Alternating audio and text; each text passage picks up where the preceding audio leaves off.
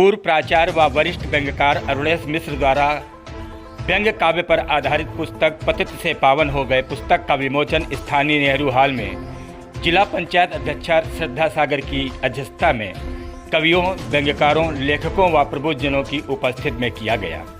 कार्यक्रम के विशिष्ट अतिथि डॉक्टर उमाशंकर शुक्ला, डॉक्टर सुमन दुबे के अलावा संयोजक गोपाल टंडन, आयोजक रजनीश मिश्रा के अलावा अवनंद विक्रम सिंह ने सभी का स्वागत किया।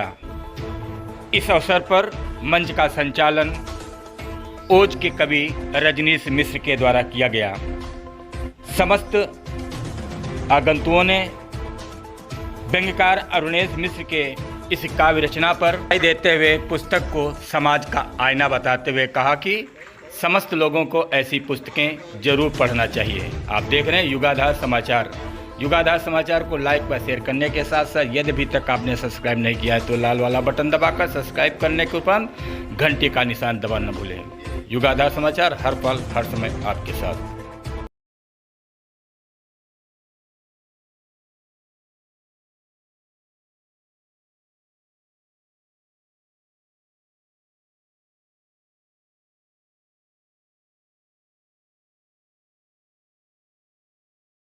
आशीर्वाद है कि हम जैसे छोटे लोगों को भी एक मौका मिला है कि आप सबके समझ बैठ के कुछ सीखे, कुछ नया जो हमारे समाज के लिए बहुत अनिवार्य है।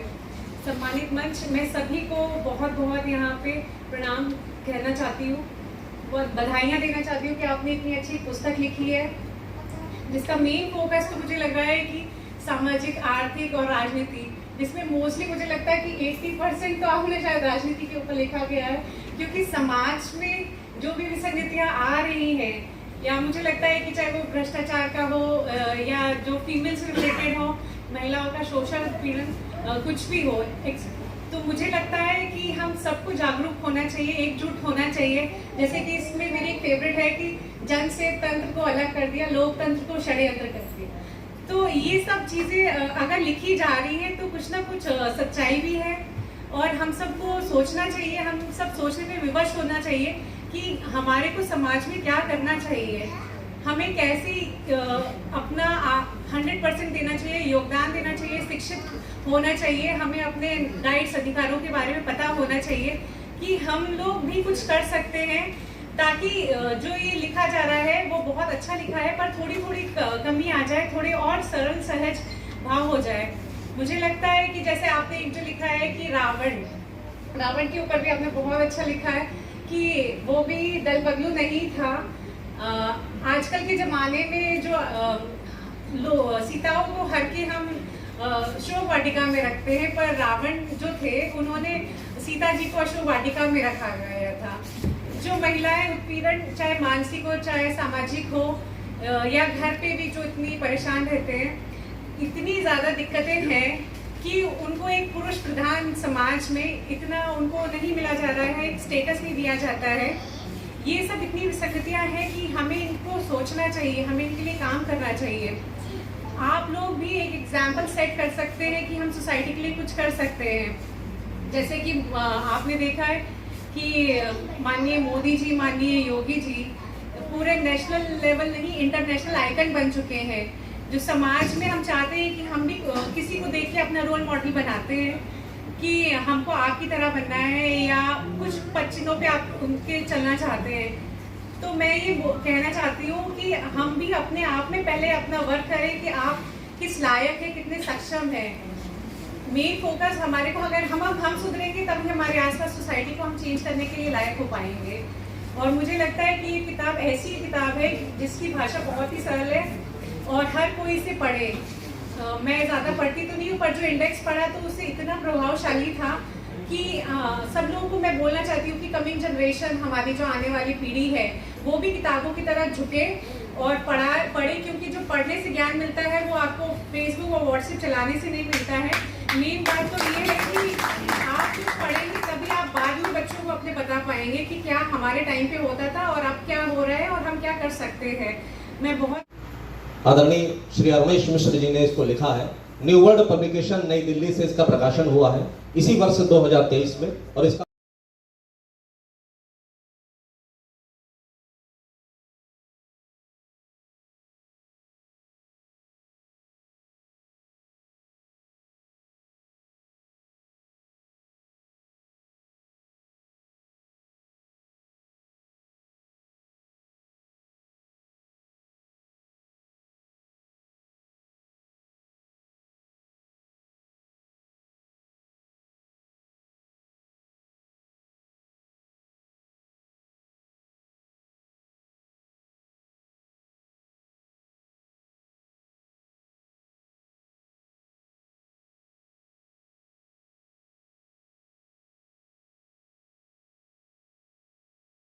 वो बहुत कुछ बताने की जरूरत नहीं है। एक छींक हमारी है जो हवा में खप जाती है, एक छींक उनकी है जो अखबारों में छप जाती है। तो ये जो हवा में खप जाने वाली छींक है, यही हमारे लेखन का विषय वस्तु है, जिस पर लोग ध्यान नहीं देते। चूंकि वो हवा में खप चुकी है, हम उसको लिखते हैं और वही जनता की समस्याएं हैं, वही समाज की विसंगतियां हैं। कवि धूमिल ने लिखा है कि कविता शब्दों के कटघरे में खड़े एक बेकसूर आदमी का हलफनामा है। तो और गीतों के विषय में अभी गीतों का हमारा कोई संग्रह नहीं आया है। कवि भारत भूषण जी ने कहा है कि जब नींद न आई और न जाग सका, बेचैनी की कुछ दवा न मांग सका, दम घुटा नयन का कोना गर्म हुआ, तब तब मेरे गीतों का जन्म हुआ। ऐसी त्रासदिक स्थिति में गीत जन्म लेता है। लेकिन हमारे आदर्श कवि दिन कर रहे हैं, जो अंगार और श्रृंगार दोनों के क्षेत्र में निष्णात रहे हैं। उन्होंने कविता के विषय में कहा है कि दर्शन की लहरें मत अधिक उछाल, विचारों के विवर्त में पड़ा आदमी बहुत विवश होता है।